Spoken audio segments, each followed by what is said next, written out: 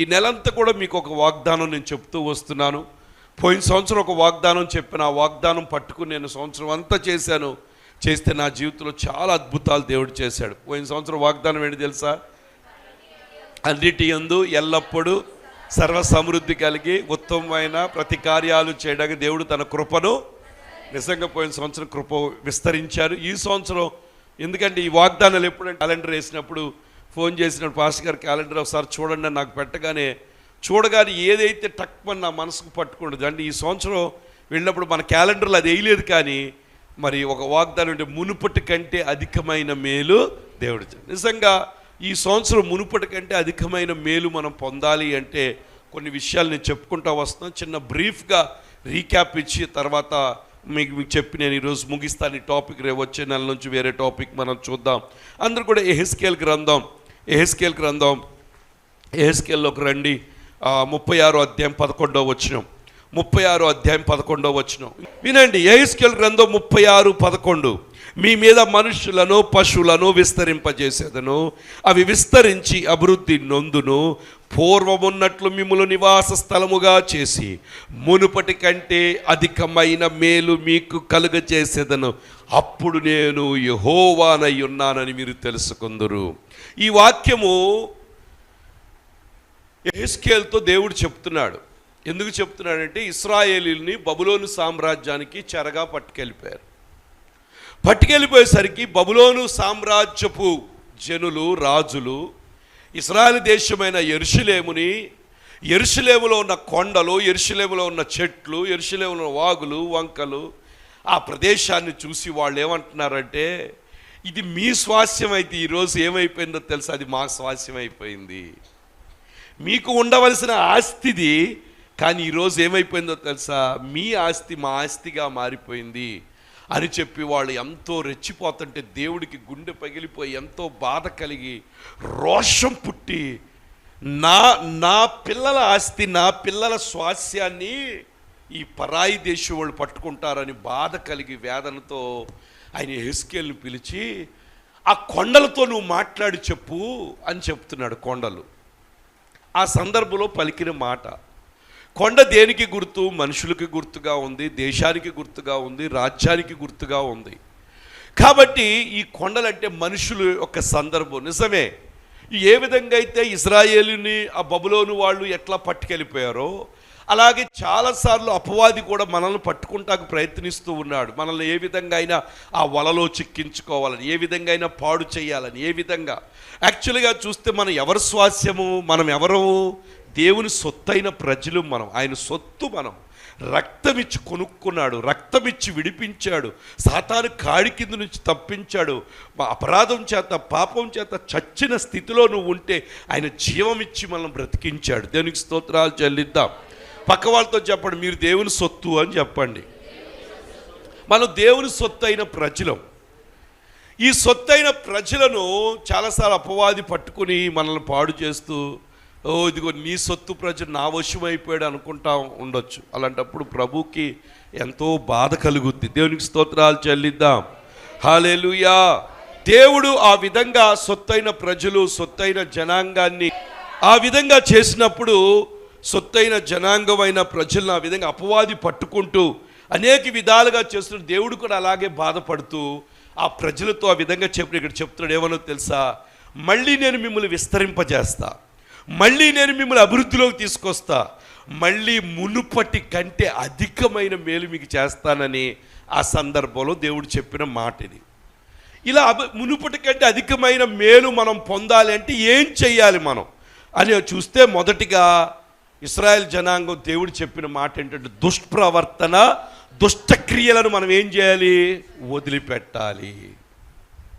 మనం విస్తరించాలన్నా, అభివృద్ధి పొందాలన్నా, పైకి రావాలన్నా, లేకపోతే మన జీవితంలో దేవుని కార్యాలు చూచి మునుపటి కంటే అధికమైన మేలు పొందాలి. మునుపటి వాళ్ళ స్థితి చూస్తే ఎలాగున్నారు? వాళ్ళు ఆ దేశానికి చెరగా వెళ్ళిపోయారు. ఒకప్పుడు మునుపటి స్థితి తక్కువగా ఉండొచ్చు, రోగంతో ఉండొచ్చు, శాపంతో ఉండొచ్చు, పాపంతో ఎన్ని రకాలుగా ఉన్న మన స్థితి మళ్ళీ మేలుకరంగా మారాలి అంటే మనలో ఉన్న దుష్ట ప్రవర్తన, దుష్ట ఆలోచనలన్నిటిని కూడా దూరం చేయాలి.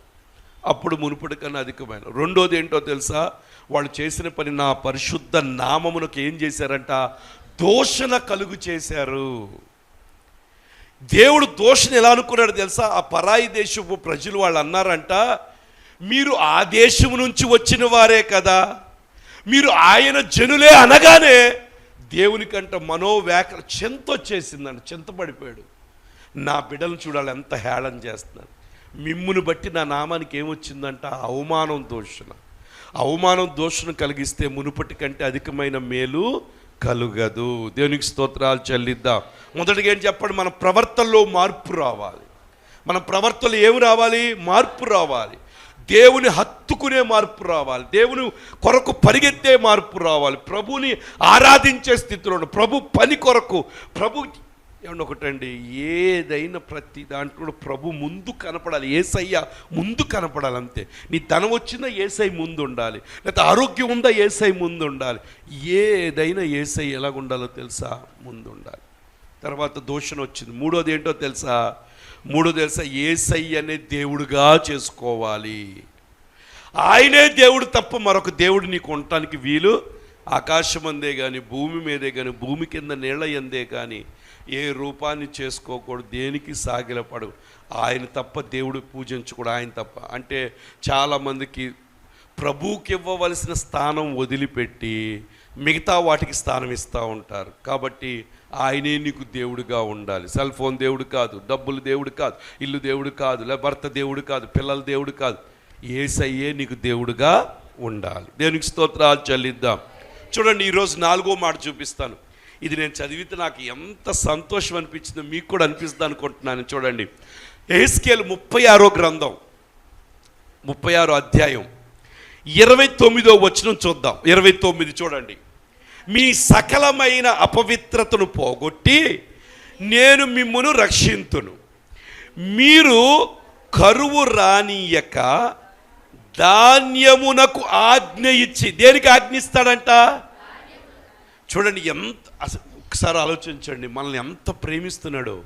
మనకి కరువు రాకుండా, అయ్యో నా పిల్లలకి తిండి లేకుండా ఉండకూడదు, వాళ్ళకి సమృద్ధి ఉండాలనంట దేనికి ఆజ్ఞాపిస్తాడంట? ధాన్యానికి ఆజ్ఞాపించి అభివృద్ధి పరుతును. దేవునికి స్తోత్రాలు చెల్లిద్దాం. అంటే ఈరోజు కరువుతో, లేమితో, లోటుతో ఉన్నామంటే అది దేవుని ప్రాబ్లమా, నీ ప్రాబ్లమా? మనదే. నీ ప్రవర్తన బాగోలేదు, నువ్వు దేవునికి అవమానం తెచ్చే స్థితిలో ఉన్నావు. దేవుడు నీకు దేవుడుగా లేడు. అందుకే నీ జీవితం అంతా కరువే. ఎప్పుడు చూసినా లేదు అనే మాట నీ దగ్గర వినపడుతుంది, కానీ ఏనాడన్న సమృద్ధి అనే మాట నీ జీవితంలో. ఇక్కడ దేవుడు ఏమంటున్నాడు తెలుసా? నిన్ను బట్టి నేను దేనికి ఆజ్ఞాపిస్తాను? ధాన్యము నా పిల్లలకి సమృద్ధిగా పండు, నువ్వు బాగా విస్తరించు, బాగా కంకులు పెట్టు. నువ్వు 100 బస్తాలు కాదు, 1000 బస్తాలు రాని అని కూడా చేయగలడు దేవుడు. ఎకరానికి ఒక 100 బస్తాలు వస్తే, ఇప్పుడు ఒకప్పుడు ఎంత 25, 30, 40, ఇప్పుడు ఎన్ని వస్తున్నాయో తెలియదు, ఒక 50 అనుకుందాం. నేను అంటున్నా, నా ప్రభు సెలవు ఉంటే 50 కాదు 500 బస్తాలను పండించగలడు ఆయన. దేవునికి స్తోత్రాలు చెల్లిద్దాం. హల్లెలూయా. మీరు అనొచ్చు, పాస్టర్ గారు ఇది ఎలా చెప్పేస్తున్నారు, మీరు పండించగలడా? మీకు ఎగ్జాంపుల్ చెప్తున్నా. ఇశ్రాయేలుకి పూరేళ్ళు మాంసం తినాలని ఆశ వచ్చింది. వాళ్ళు బాణాలు వేసుకుని, లేకపోతే వలలు వేసుకుని, తాళ్ళు పట్టుకుని, ఒడిసెలు పట్టుకుని వెళ్తే ఎన్ని పూరేళ్ళు కొట్టేవాళ్ళు, ఎన్ని పక్షులు కొట్టుకొచ్చేవాళ్ళు. ఆ ఎండలో వాళ్ళకి మూర్చొచ్చి పడిపోయేవాళ్ళు. కానీ నా దేవుడు తూర్పు గాలిని పంపించి ఒక్కొక్కడు ఇంటి ముందు 3 మీటర్ల ఎత్తులో పూరేళ్ళు పడిపోయి. హల్లెలూయా. ఆ పూరేళ్ళు ఇచ్చింది ఎవరు? వాడు కొట్టుకొస్తే ఒకటే, యేసయ్య ఇస్తే ఎన్ని? అది మన స్టైల్. దేవునికి స్తోత్రాలు చెల్లిద్దాం. పక్కన వాళ్ళు చెప్పండి, మన సమృద్ధి నా స్టైల్ అని చెప్పండి. కొంతమంది ఎప్పుడు చూసినా దానికి కారణం ఏంటి? నీ ప్రవర్తన బాగోలా, దేవుని మాటకు లోబడే స్వభావం లేదు నీ దగ్గర, దేవునికి దూషణ తెచ్చే స్వభావమే నీది. దేవుడు దేవుడుగా లేడు, ఆ డబ్బే నీకు దేవుడు. ప్రతిదానికి ఇవ్వబడును అణిచి కుదిలించి దిగజారునట్లుగా మనుషుడు నీ వల్ల కొలుస్తాడు. ఆ మాట నాది కాదు, దశమ ఆ మాట నాది కాదు. అసలు దాని జోలికి రానిచ్చావు ఊరుకోను నేను. నాకు నచ్చినప్పుడు నా నచ్చి దేవుడికి ఏదో భిక్ష వేసాను, ఇంతే, కరువే. దేవునికి స్తోత్రాలు చెల్లిద్దాం. హల్లెలూయా, హల్లెలూయా. కొంతమంది జ్ఞానం లేదు. నా జనులు జ్ఞానం లేక ఏమైపోతున్నారంట? నశించిపోతున్నారు. దే డోంట్ హ్యావ్ మైండ్ అనమాట. ప్రభుకి వాక్యానికి లోబడే మనస్సు వాళ్ళ జీవితంలో లేదు. దేవునికి స్తోత్రాలు చెల్లిద్దాం. హల్లెలూయా. 10,000 తెచ్చుకున్నావు, 9,000తో బతకరా, 1,000 రూపాయలు నా చేతిలో పెడితే వచ్చే రోజుకి మళ్ళీ నీకు విత్తనం ఉంటుంది. విత్తేవాడికే విత్తనం దేవుడు ఇస్తాడంటే, అమ్మో 9 కాదు 10 కూడా నాకు కావాలి, మొత్తం నేనే తింటా. అందుకే నీ పరిస్థితి ఎలాగుందో తెలుసా? కరువులో. నెక్స్ట్ వచ్చిన కూడా చదివితే మీకు ఇంకా అర్థమవుతుంది. చూడండి 36:30. అన్యజనులలో కరువును గూర్చిన నింద, కరువును గూర్చిన నింద, కరువును గూర్చిన నింద మీరిక నొందకుండునట్లు చెట్లు ఫలమును భూ పంటను నేను విస్తరింపచేసేదను. దేవునికి స్తోత్రాలు చెప్పండి. కరువుతో ఉండడం ఒక నింద. దేవుని బిడ్డలు కరువుతో ఉండకూడదు, లోటుతో ఉండకూడదు, లేమితో ఉండకూడదు, అన్యుల దగ్గరికి అప్పులకు పరిగెత్తకూడదు. దేవునికి స్తోత్రాలు చెల్లిద్దాం.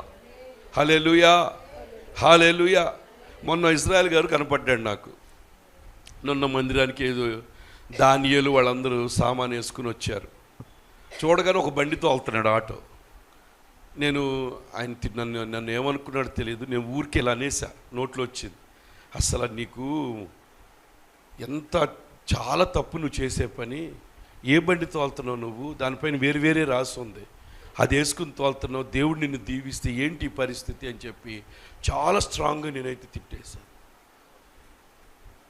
ఎందుకంటే ఇక్కడ ఏమంటున్నాడు తెలుసా? దేవుని జనులైన మనము మన శ్వాస మనం నిలబెట్టుకోవాలి, మనం ముందుకు సాగాలి. దేవునికి స్తోత్రాలు చెల్లిద్దాం. హల్లెలూయా. ఇక్కడ ప్రభు ఏమని తెలుసా? అన్యజనులలో కరువును గూర్చిన నింద. వాళ్ళు ఆ పై వచ్చిన చెప్పారు, వాళ్ళు దేవుని ఆయన ప్రజలు కదా, మీరు ఆ దేశం నుంచి వచ్చిన వారు కదా అంటున్నారు. ఆ దేశంలో ఆయన ప్రజలు, ఆయన బిడ్డలైన మీరు ఈ విధంగా కరువులతో పడి ఉండడానికి ఎంత మాత్రం కూడా వీలు లేదు. దేవునికి స్తోత్రాలు చెల్లిద్దాం. హల్లెలూయా. ఆకాశ పక్షులు విత్తవు, కోయవు, కూర్చో అయినా పరలోకపు తండ్రి వాటిని. దేవునికి స్తోత్రాలు చెల్లిద్దాం. హల్లెలూయా, హల్లెలూయా. కాబట్టి ఈ రోజుల్లో నీ జీవితంలో ఇంకా కరువు, నీ జీవితంలో లేమి, ఈ జీవితంలో లోటు, ఈ జీవితంలో లేదు అనే పరిస్థితిలో ఉంటున్నావంటే దానికి కారణం ఏంటో తెలుసా? ఒకవేళ ప్రవర్తన సరిగ్గా లేదేవో నేర్చుకో, మార్చుకో, సరిదిద్దుకో. లేకపోతే దేవునికి అవమానం వస్తుందేమో నీ ద్వారా. పైకి భక్తిగా నటిస్తున్నావు, పక్కకెళ్ళి చాడీలు వాళ్ళ మీద వీళ్ళ మీద. ఈ 4 గోళ్ల మధ్య మందిరంలో ఉన్నప్పుడు సోత్రం అంటున్నామేమో, బయట బాహ్య జీవితం ఎలాగుంటుంది? అనేకులకు మేలుకరంగా ఉంటుందా? అనేక సువాసనగా ఉంటుందా? నిన్ను చూచిన వాళ్ళు వెలుగును చూస్తున్నారా, చీకటిని చూస్తున్నారా? ఇవన్నీ కూడా మనం పరీక్షించుకోవాలి. దేనికి స్తోత్రాలు చెల్లిద్దాం.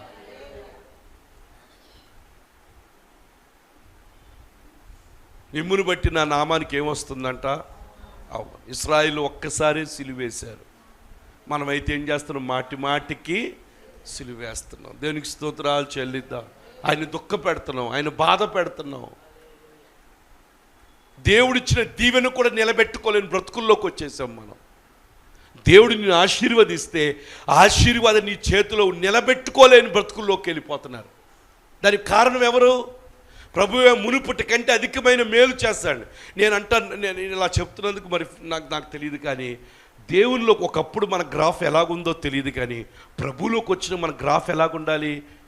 స్ట్రైట్కి వెళ్ళిపోవటమే, కానీ ఒకరితో డౌన్ అయిందంటే మన ప్రవర్తనలో తేడా వచ్చింది, మళ్ళీ సరిదిద్దుకుంటే మళ్ళీ పైకి, మళ్ళీ డౌన్ అవుతుందంటే మళ్ళీ. కాబట్టి మన గ్రాఫ్ ఎప్పుడు కూడా అలా స్ట్రైట్గా వెళ్ళిపోతానే ఉండాలి. దేనికి స్తోత్రాలు చెల్లి. ర్యాకెట్ని పంపిస్తారు, ర్యాకెట్ వెళ్ళేది స్ట్రైట్గా వెళ్ళాలి, కానీ మనోడు కూలిపోయింది, ఎంతో కోట్ల రూపాయలు కూలిపోయింది. అది పేపర్లో వేయరు, ఎందుకంటే అది దేశానికి అవమానం అని చెప్పరు. సక్సెస్ అయితే బాగా అన్ని టీవీలు చెప్తే కూలిపోయినాయి చెప్పరు. అది వెళ్ళాల్సిన దారి వెళ్ళకుండా దారి తప్పిపోయి కిందకు వచ్చి పడిపోయింది. అది వెళ్ళాలి, తన కక్షలోకి వెళ్ళాలంటే అది అలాగే. అట్లాగే మనం ప్రభు కక్షలోనే ఉంటే అన్నీ దీవిస్తాడు. దేవునికి స్తోత్రాలు చెల్లిద్దాం. పక్కన చెప్పండి, మీరు ప్రభు కక్షలోనే ఉండాలని చెప్పండి.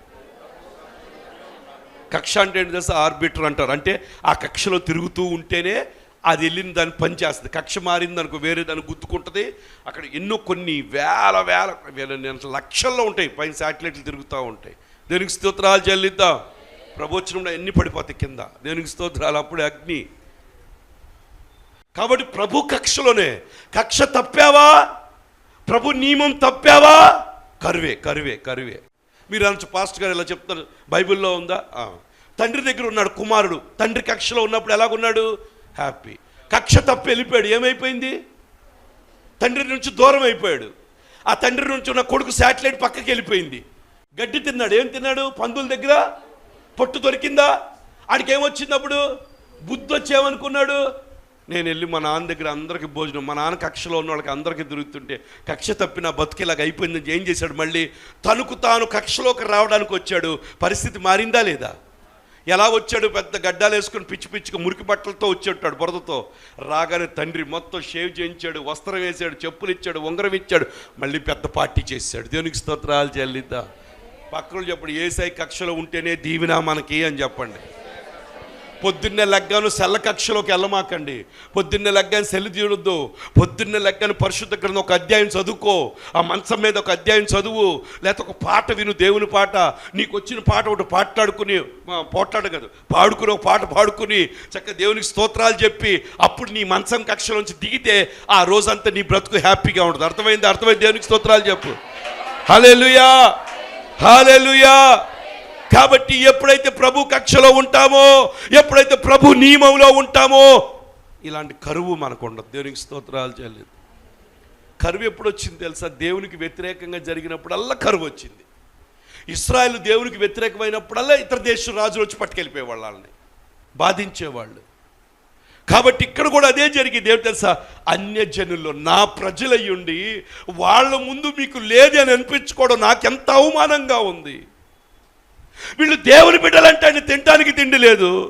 వీళ్ళు దేవుని బిడ్డలంటే అండి వీళ్ళ జీవితాలు ఇలాగున్నాయి. వీళ్ళు దేవుని బిడ్డలంటే ఎప్పుడు అప్పులు అడుక్కుంటారండి.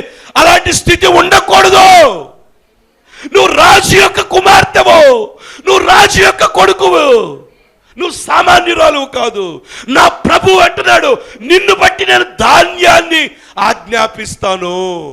నిన్ను బట్టి నీ పనిని. చాలా మంది అంటారు, ఏమండి పని రావట్లేదు. పని వస్తుంది వస్తుంది వస్తుంది. నిన్ను బట్టి నా దేవుడు పని క్రియేట్ చేస్తాడు. నమ్మిన దేవునికి స్తోత్రాలు చెప్పండి.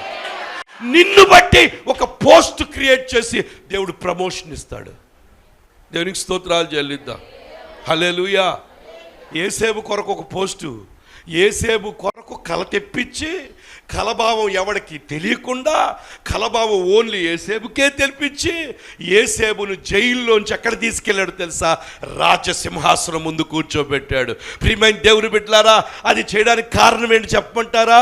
మునుపు జైలు, మునుపు నింద, మునుపు హింస, మునుపు గొయ్యలో ఎంతో దారుణంగా కొట్టారు, ఎంతో భయంకర నిందతో ఉన్నాడు. కానీ అధికమైన మేలు ఎప్పుడు తెలుసా? ఎప్పుడైతే ప్రభు నియమంలోనే ఉన్నాడు. క్యారెక్టర్ పాడు చేసుకోలేదు. క్యారెక్టర్ పాడే పరిస్థితి వచ్చింది, ఎంతో అవకాశం వచ్చింది. అబ్బో ఇక మన రాజయోగం అనుభవించవచ్చు అనుకోవచ్చు. కానన్నాడు, నా దేవుని ఎదుట నా నియమం, నా కక్ష నేను తప్పను, నా ఆర్బిట్ నేను తప్పను, నేను ప్రభు నియమంలో ఉన్నానన్నాడు. దేవుని నామానికి దోషణ తేలేదు. దేవుణ్ణి దేవుడిగానే చేసుకున్నాడు. నా దేవుడు ఏం చేశాడో తెలుసా? అదే దేశంలో నిందేసిన దానికి అన్నం పెట్టించాడు. దేవునికి స్తోత్రాలు చెల్లిద్దాం. హల్లెలూయా. నా దేవుడి యొక్క కెపాసిటీ అదే. నీ బుద్ధి మార్చుకోవడం, నీ పరిస్థితులు మారవు, నీ ప్రవర్తన నువ్వు మార్చుకోవాలి. నీ ద్వారా దేవుని నామానికి మహిమ రావాలి. ఎక్కడ కూర్చున్నా నీకు యేసయ్య దేవుడిగా ఉండాలి. గుడికి వెళ్ళటానికి వచ్చి ముచ్చట్లు చెప్పి నమస్కారం, నువ్వు ఇంకోసారి రావద్దు, నా దేవుని మందిరానికి నేను వెళ్ళిపోవాలి. కొంతమంది కూర్చుని ముచ్చట టీ తాగి అరిసెలు తిని అన్ని తిని ప్రార్థన కొట్టి ఇంట్లో పడుకుంటారు. వాళ్ళకి దేవుడు ఉన్నాడా? అందుకే కరువు వాళ్ళ జీవితంలో. ఇదిగో ఇక్కడ రాశాడుగా, ప్రభు పని ముఖ్యం, ప్రభు పని ముఖ్యం. తిండి ఉన్నా లేకపోయినా దేవుని సన్నిధి మనుషుడు రొట్టె వల్ల మాత్రమే కాదు, దేవుని నోట నుంచి వచ్చే మాట వల్ల జీవిస్తాడు. నీ మాట నన్ను బ్రతికిస్తుంది, నీ మాట నన్ను లేవనెత్తుద్ది, పాదములకు దీపం, త్రోవకు వెలుగు. కాబట్టి దేవుని మాట కొరకు పరితపించాలి మనం. దేవునికి స్తోత్రాలు చేయాలిద్దాం. అందరు దేవునికి స్తోత్రాలు చెప్పండి. పక్కన సీరియస్గా వెంటనే ఏమైనా ఎక్కుతుందా అని అడగండి ఒకసారి. పాప చాలా సీరియస్గా ఉన్నారు, అందరూ చూస్తున్నారు. ఏంటో నా గురించి చెప్తున్నట్టు అనుకున్నట్టు చూస్తున్నారు. మీ గురించి కాదులేండి, లైవ్లో ఉన్న వాళ్ళ గురించి చెప్తున్నాను. దేవునికి స్తోత్రాలు చెల్లిద్దా. మీ గురించి కాదులేండి, టీవీలో చూసే వాళ్ళ గురించి చెప్తున్నాను. దేవునికి స్తోత్రాలు చెల్లిద్దా. మళ్ళీ ఆలుగులు మూసేస్తారు, వెంటనే నొక్కేసి వెళ్ళిపోతారు. దేవునికి స్తోత్రాలు చెల్లిద్దా. హల్లెలూయా. ఈరోజు దేవుని బిడ్డలు దేవుడు అనుకున్న స్థితిలో ఉండకపోవడం కారణం, మునుపటి కంటే అధికమైన మేలు పొందకపోవడం కారణం వారి దుష్ట ప్రవర్తన మార్చుకోవాలి. ప్రభు నామానికి మహిమ రావాలి, దేవుణ్ణి దేవుడిగా చేసుకోవాలి. ఈ 4వ పాయింట్ ఏంటంటే అంటారు, చదువుతాను చూడండి. 31. అప్పుడు మీరు మీ ప్రవర్తన 31, 36, 31. అప్పుడు మీరు మీ దుష్ప్రవర్తన మీరు చేసిన దుష్కార్యములు మనసు తెచ్చుకొని మీ దోషములను బట్టి హేయమైన క్రియములు మిమ్ముని మీరు ఏం చేసుకుంటారంట. అది అంటే ఏంటి తెలుసా? పశ్చాత్తాపడాలి. పశ్చాత్తాపం. మనం చేసిన పని, కొంతమంది వాళ్ళు చేసిన పని ఇప్పుడు చాలా హ్యాపీగా ఫీల్ అవుతారు, తప్పు చేసి కూడా రైట్ లాగా మాట్లాడతారు. అది రాంగ్. దేవుడు అంటాడు, మిమ్ముని గురించి మీరు ఏమవ్వాలి, అసహించుకుంటారు. నేను చేసే ఇలాంటి స్థితిలో మీరు ఉన్నా కానీ మీకు నేను మేలు చేస్తాను బట్టి మీలో మీకు ఏం పుట్టుద్దో తెలుసా? అసహ్యం పుట్టుద్ది. అయ్యో నేను ఎంత నా దేవుడు నన్ను ఎంత ప్రేమిస్తుంటే నేను ఇలాంటి పనులు చేస్తున్నానని నీలో తెలియని ఒక రిపెంటెన్స్ నీలో వస్తుంది. రిపెంటెన్స్, ఒక పశ్చాత్తాపం. దేవునికి స్తోత్రాలు చెల్లిద్దాం. తప్పిపోయిన కుమారుడికి బుద్ధి వచ్చినప్పుడు ఆ రిపెంటెన్స్ రాగానే వాడు బ్రతుకు మారిపోయింది. మునుపటి కంటే అధికమైన మేలు నీకు కలగాలి అంటే నేను అప్పులు చేయకూడదు, అప్పు జోలి. నేను అంటే ఒక మాట, మనలో మన మాట అనుకుంది. ప్రభు ఒకవేళ చెప్పి నిన్ను చేయమంటే చెయ్యి. నేను అనుకుంటున్నాను ప్రభు అట్లా చేయమని అనడం, ఎందుకంటే మనుషుల మీద ఆధారం. ప్రభు దగ్గర కూర్చో, నీకు అవసరం ఉంది నిజమే, ఒక 2 లక్షలు కావాలి, లేకపోతే ఒక 5 లక్షలు కావాలి, ఒక 10 లక్షలు కావాలి. ప్రభు దగ్గర కూర్చుంటే చేయడా? ప్రభు చేతకానుడా? నీ చేసే పని ద్వారా నువ్వు అనేకులకు, అన్ని జనుల ముందు ఏం చేస్తున్నావో తెలుసా? మా దేవుడు అండి మాకు సహాయం చేయడు కాబట్టి నా సొంత ప్రయత్నంతో నేను అట్లా చేయడానికి వీల్లేదు. దేవునికి స్తోత్రాలు. నన్ను అడుగకయ్యే మీరు ఏం చేస్తున్నారు? ఆలోచన. ప్రభు పాదాల దగ్గర కూర్చో, 2 రోజులు ఉపవాసం ఉండు, 3 రోజులు ఉపవాసం ఉండు. ప్రభు నువ్వు కార్యం చేయాలి, నాకు నువ్వు తప్ప దిక్కెవరు లేరు, నువ్వే నా తండ్రివి, నువ్వే నా ఫ్రెండ్వి, నువ్వే నా ప్రియుడివి. నాయన నువ్వు చేయకపోతే నాకు ఎవరు చేస్తారు? మీరు చేయండి అని అడిగితే ప్రభు చేయడా? కాకపోతే మనకి ఏంటంటే ఆగటం అలవాటు లేదు మనకి. రాత్రే రాజులు అయిపోవాలి. రాత్రి ఇల్లు వచ్చి పొద్దున కళ్ళు తెరవగానే కొత్త ఇల్లు తాళాలు తెచ్చిస్తాం. అబ్బా స్తోత్రం, హల్లెలూయా. పక్కన చెప్పండి, హల్లెలూయా జరుగుద్దని చెప్పండి. దేవునికి స్తోత్రాలు చెల్లిద్దాం. హల్లెలూయా. కొంతమంది పెళ్ళి అవగానే పొద్దున కల్లా పిల్లడు పుట్ట. అమ్మో ఎంత అద్భుతం అండి, చరిత్రలో జరగలేదు. పొద్దున కల్లా 5 సంవత్సరాల పిల్లడు. ప్రతిదానికి టైం ఉంది తెలుసా? చనిపోవడానికి టైం ఉంది, బ్రతకడానికి టైం ఉంది, పెళ్ళి అవ్వడానికి టైం ఉంది, పిల్లలు పుట్టడానికి 9 months 10 months ఆగాలి, వాడు పెద్ద అవడానికి టైం ఉంది, ఒక చెట్టు ఫలంకి టైం ఉంది. కానీ మన కోరికలకి టైం లేదు. అదే వచ్చింది మనకు బ్యాడ్. మన కోరికలకి టైం ఇవ్వం. నో, అయిపోవాలి, ఇప్పుడే అయిపోవాలి. వెయిట్ చేయి. యెహోవా కొరకు ఎదురు చూచువారు ఏమవుతారంట? నువ్వు ఎదురు చూచే గుణం ఉండాలి నీ దగ్గర. నా ప్రభు చేస్తాడు, నా ప్రభు ఖచ్చితంగా నాకు చేస్తాడు, ప్రభు నాకు చేస్తాడు. ఆ నమ్మకం ఎదురు చూడాలి. ఎదురు చూడకుండా ఏ కార్యాలు కూడా జరగవు. దేవునికి స్తోత్రాలు చెల్లిద్దాం. హల్లెలూయా, హల్లెలూయా. అప్పుడు మీరు మీ దుష్ప్రవర్తన, మీరు చేసిన దుష్క్రియలను మనసును తెచ్చుకొని మీ దోషములను బట్టి, హేయక్రియలను బట్టి మిమ్మల్ని మీరు అసహ్యం. మీ నిమిత్తం నేను ఇలాగూ చేయట్లేదని తెలుసుకొనుడి. ఇదే ప్రభు అయిన యెహోవాకు. మీ గురించి నేను చేయట్లా. అక్కడ అన్యులు నా జనులు అంటే నా నామానికి అవమానం వచ్చి ఎన్ని చేస్తున్నాను. ఇదిగో ఇశ్రాయేలులారా, మీ ప్రవర్తన గూర్చి చిన్నబోయి సిగ్గుపడుడి. మీ దోషం వల్ల మీకు కలిగిన అపవిత్రత నేను తీసివేసి మీ పట్టణంలో మిమ్మల్ని నివసింపచేయువాడను. పాడైపోయిన స్థలంలో మరలా కడతాను నేను. దేవునికి స్తోత్రాలు చెల్లిద్దాం. తర్వాత ఏంటండి? మార్గస్థుల దృష్టికి పాడుగా నిర్జనముగా అగుపడు భూమిని సేద్యము చేయబడును. పాడైపోయిన భూమి ఏదేను వనము వలె ఆయననియు పాడుగాను నిర్జనముగానున్న ఈ పట్టణము నివాసులతో నిండి ప్రాకారము గల ఆయనని జనులు చెప్పుకునేటట్టు చేస్తానండి. దేవునికి స్తోత్రాలు చెల్లిద్దాం. ఒకప్పుడు వీరి జీవితంలో ఏం మేలు లేదండి. ఒకప్పుడు వీరు ఎండిపోయిన స్థితిలో ఉన్నారండి. కానీ దేవుని పట్టుకున్న తర్వాత, ఆ ప్రభువు మీద ఆధారపడిన తర్వాత, వారి ప్రవర్తన మార్చుకున్న తర్వాత, దేవుని నామానికి మహిమ తెచ్చే బిడలుగా ఉండిన తర్వాత, నన్ను దేవుడిగా చేసుకున్న జనుల తర్వాత అందరూ ఏమంటారో తెలుసా? అయ్యో వీరు చాలా ఏమంటారు, ఇక్కడ పాడైపోయిన పట్టణముడు కట్టబడింది, నివాస యోగ్యంగా అయిందని జనులు చెప్పుకోవడం ప్రారంభిస్తారని. దేవునికి స్తోత్రం. మునుపటి కంటే అధికమైన మేలు. హల్లెలూయా. అప్పుడు యెహోవానే నేను పాడైపోయిన స్థలములు కట్టువాడుననియు, పాడైపోయిన స్థలములలో చెట్లను నాటువాడుననియు మీ చెట్లు శేషించిన అన్యజనులు తెలుసుకున్నారు. బా, ఇక్కడ మీకు దేవుని హృదయం కనబడుతుందా? మిమ్మల్ని పైకి తేవాలనే ఆశపడుతుంది దేవుని హృదయం. మిమ్మల్ని పాడు చేయాలని దేవుడు ఎక్కడ అనుకుంటున్నాడు? మిమ్మల్ని కడతాను, విస్తరింపజేస్తాను, పండిస్తాను, మీ కొరకు ధాన్యాన్ని ఆజ్ఞాపిస్తాను, నిర్జన భూమిలో అసలు చెట్లు పెరగవని లోకం వీడి జీవితం పైకి రాదు, వీళ్ళు పైకి రాదు అని చెప్తుంటే నేను కల్పించుకుని పైకి రాని వాడిని పైకి తీసుకొస్తున్నాను. చాలామంది అని ఉంటారు మీ జీవితాల్లో, నువ్వు ఎలా బ్రతుకుతావు, నీ బ్రతుకు ఎలాగుంటుందో, నీ పరిస్థితి ఎలాగుంటుందో మేము చూస్తాం, ఛాలెంజ్ నువ్వు పైకి వచ్చినప్పుడు అని ఎంతో మంది అని ఉండొచ్చు. కానీ నా యేసయ్య నిన్ను పట్టుకుని ఎవరైతే నిన్ను అన్నారో వాళ్ళ ముందే నిన్ను నిలబెట్టాడు కదా. నన్ను అన్నారు, అయిపోయింది నా స్థితి అన్నారు, నీది రేకుల షెడ్ అన్నారు, వాడు అయిపోయిందండి, వాడి పరిస్థితి అయిపోయింది అన్నారు. కానీ నా ప్రభు చేతిలో పడ్డాను, నా ప్రభు నన్ను పట్టుకున్నాడు, ఇప్పుడు అయిపోయింది అంట్లా. ఏమన్నారంటే అంత నాదే అంటున్నారు. దేవునికి స్తోత్రాలు చెల్లిద్దాం. హల్లెలూయా, హల్లెలూయా. దేవునికి స్తోత్రాలు చెప్పండి గట్టిగా. హల్లెలూయా. నిర్జనమైన భూమిని ఫలింప చేయగలిగిన వాడు మన యేసయ్య. ఆయన ధాన్యాన్ని ఆజ్ఞాపిస్తాడంట నీ కొరకు, నీ కరువును తీసేయడానికి, నీ లోటును తీసేయడానికి. ఇవన్నీ జరగాలంటే నీలో ఏముండాలో తెలుసా?